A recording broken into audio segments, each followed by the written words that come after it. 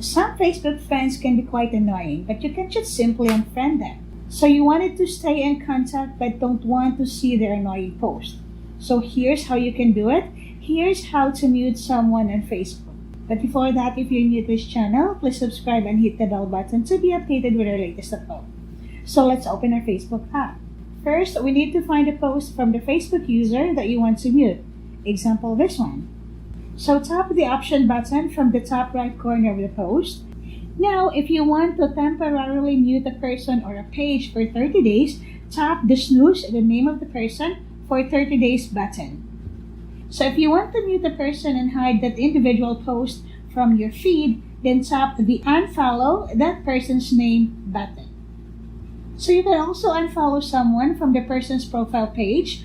On the profile page, select the friends button. Now tap unfollow.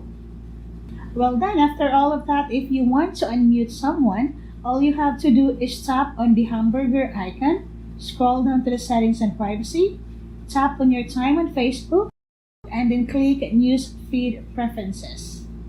Tap on the Reconnect with people you unfollowed. Just tap on the profile to reconnect. Under Manage Your Snooze settings, click the End Snooze to unmute the person that you muted for 30 days.